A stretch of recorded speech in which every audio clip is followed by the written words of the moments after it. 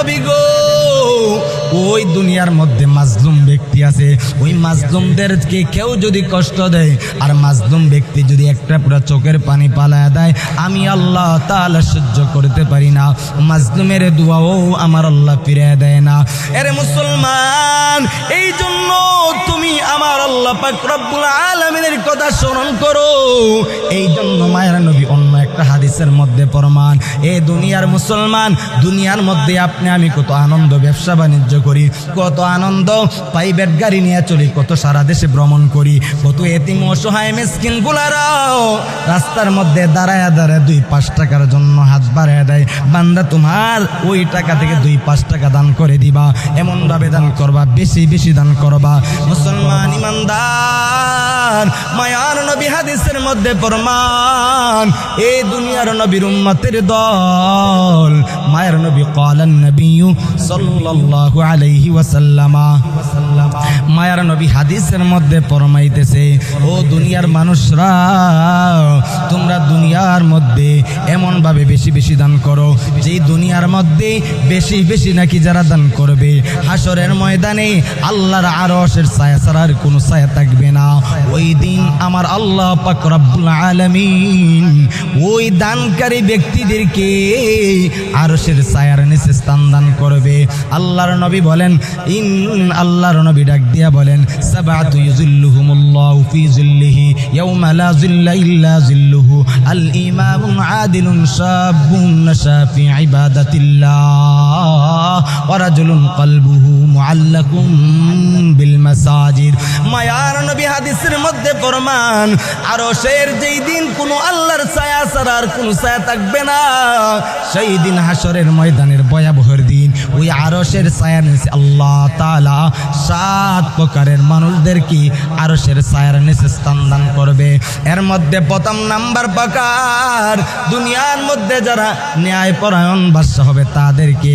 2 number, যারা নাকি যৌবনকালে যুবক ব্যক্তিরা আল্লাহর ইবাদত করবে। 3 নাম্বার, যে ব্যক্তির অন্তরটা মসজিদের সাথে সম্পর্ক রাখবে। 4 নাম্বার, যেই ব্যক্তি নাকি 2 ভাই একত্রিত হয়েছে আল্লাহর জন্য, মহব্বত করেছে আল্লাহর জন্য, আবার পৃথক হয়েছে আল্লাহর জন্য।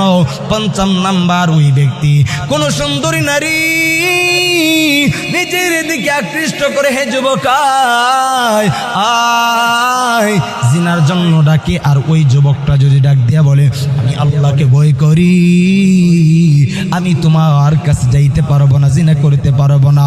6 নাম্বার, ওই ব্যক্তিকে যেই কথা বলতেছিলাম, যারা নাকি দুনিয়ার মধ্যে এতিম অসহায় মিসকিনদেরকে, গরিবদেরকে মাদ্রাসা মসজিদের মধ্যে এতে পরিমাণের দান সদকা করবে।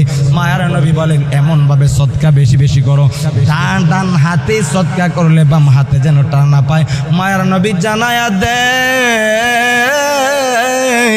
এমন ভাবে সদকা করো বাম হাতে যেন টান না পায়। ওই 6 নাম্বার। 7 নাম্বার হলো মায়ের নবী বলেন, ওই ব্যক্তি আরশের ছায়ার নিচে স্থান পাবে, যে ব্যক্তি আল্লাহর মহব্বতে দিলটাকে নরম করিয়া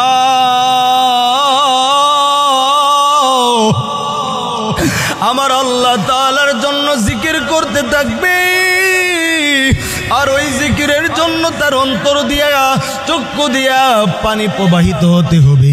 ওই পানি যদি প্রবাহিত হয়, ওই 7 প্রকারের মানুষদেরকে আল্লাহ আরশের ছায়ার নিচে স্থান দান করবে। এরে নবীর উম্মতের দল, সেই ছায়ার নিচে স্থান দান তুমি যদি পাইতে চাও, মায়ার নবীর সেই হাদিসের দিকে লক্ষ্য করিয়া 7 শ্রেণীর যে কোনো একটা শ্রেণীর দিকে তুমি আদর্শবান উম্মত হয়ে যাও। এরে নবীর উম্মতের দল, এই জন্য মায়ার নবী বিশ্ব নবী রাহমাতুল লিল আলামিন জানায়া দেন, আদর্শবান উম্মত হয়ে অন্ধকার কবরে যাও। বান্দারে আলোচনা শেষের দিকে চলে যাইতেছে, আমিও বিদায় নিয়ে যাব, আপনারাও চলে যাবেন। ঘরের মধ্যে কেউ গিয়া দেখবে মা নাই, বাবা ও নাই। এ নরসিংদী এলাকার যুবক, এখানের মধ্যে কার মা নাই, বাবা নাই, তোমার দিলের কান লাগায় শোনা, তোমার চক্ষু দিয়ে একটা ফুটা পানি পালায় দাও, আর তুমি আল্লাহকে ডাক দিয়া বলো, আল্লাহ, এরে বাবা, আমিও একটা বাবা হারা সন্তান, 1 বছরের উপরে হয়ে গেল আমার বাবাকে আমি একটা বারো বাবা বলে ডাক দিতে পারলাম না। আমার বাবা, আমি যখন মাদ্রাসার মধ্যে যাইতাম আমার বাবা কিছু টাকা আমাকে লুকাইয়া দিতেন, বাবা তুই এটা আলাদা তোর খাবারের জন্য। আর আদরের মাকেও দেখতাম বড় আদর করে টাকা দেওয়ার পরও আলাদা কিছু টাকা দিতেন।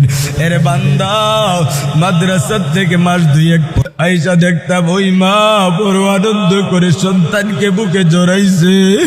ওই আনন্দ করিয়া মাদ্রাসায় চলার পথে মা বাবা রাস্তার মধ্যে বিদায় দিয়ে তাকে দেখি দূর থেকে ওই মা কান্না করে। আর গভীর রাতে ওই বাবা মা কান্না করে ডাক দিয়ে বলে, আল্লাহ আমার সন্তানকে তুমি আলেম বানায়া দাও, আমার সন্তানকে তুমি হাফেজ বানায়া দাও।